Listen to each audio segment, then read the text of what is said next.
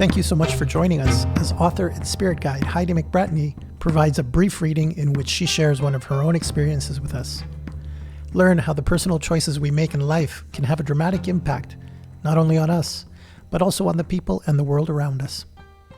The experience of this lesson started in 2007 when I made my first journey to Peru with the intent of experiencing a sacred site that I had been dreaming about. It required a rather long trek to get to the holy site. The only way to get there was by foot, leaving from a base village on a 2-day hike, carrying supplies on my back. Not many people visit this site because of the long and arduous journey to get there. It required going up a mountain and down the other side, then crossing a river before another hike up and over a second mountain to arrive at the sacred site. Once we arrived near the site, a base camp was set up for us where we would remain for the next day or two, giving us the leisure and opportunity to explore the sacred site and experience our inward journey. Upon arrival, the energy of the location had me sobbing with tears of great joy and love. The next morning, we were given the opportunities to spend the whole day at the site. We were told by our guides that by late afternoon, the spirit of this place would let us know when it was time to leave. Many of us, not really having experienced this before, were not quite sure what that meant, but we were open to finding out. It was an amazing day to experience the site, to explore it, and to fill our souls and our minds. Suddenly, in the later afternoon, the wind began to pick up, and there was a sense that the sacred site was informing us that it had enough of us, and it was time for us to leave. We all seemed to receive this message from the wind and understand the cue, because one by one we made our way down to the base camp. Slowly, as night began to fall upon us, the weather took an extreme change. During the day, we had been in t-shirts and shorts, and then suddenly it became extremely cold. One would perhaps expect this at nighttime on a mountain, but I am talking bitterly cold. We all scrambled to get more clothing from the gear that we had brought, sometimes sharing what we had with those who had not brought enough. The anger of the spirit of the mountain. When we gathered in a tent for our evening meal, the wind suddenly became extreme and snow began to fall. Our guides became panicked, stating that the mountain was angry, and they wanted to know why the mountain was angry. They explained that this weather change was highly unusual for that time of year, and they were noticeably alarmed. Then as our guides looked around the tent where we had all gathered, they realized there was one person missing.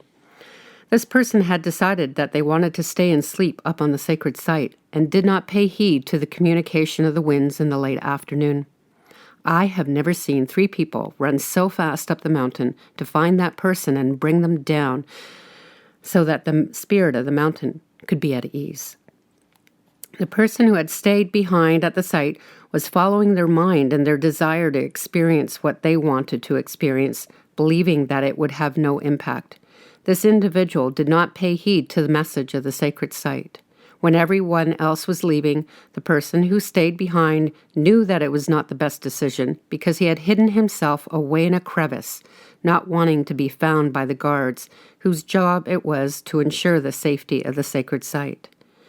By later that night, the guards had long left, and the spirit of the mountain was clearly sending a message with the extreme weather that it was not happy. Our 3 guides found this person in no time flat, and while bringing him down to the base camp, he received a strong scolding about what he had done. His choice and the action he took to stay the night was because he was caught up in his own mind and its chatter. His mind created a dramatic proposition and somehow convinced him that disobeying the general rules was fine. His mind was very compelling and convinced the man to take that ill-advised action.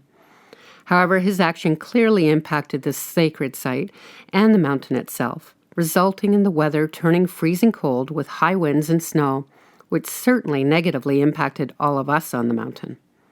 The man did not fully realize that his desire to have a unique and extended experience of the sacred site would create such a dramatic change in the energy of the place and of the mountain, and that it would impact everyone else involved. He did not freeze that night, thank goodness, But in fact, the whole thing turned out to be a remarkable learning experience, not only for him, but for each of us who experienced the ripple effect. We all gained a much better understanding of the difference between what happens when we listen to only the call of our mind and ignore the call of our spirit, which is our soul. If you would like to learn more about how your personal choices can have a dramatic impact on the direction of your life, please visit HeidiMcBratney.com or visit Amazon, where you can order her published book or audiobook, Answering the Call of Your Spirit. Enjoy the excitement as you begin to wake up and remember the light of your soul. Munai.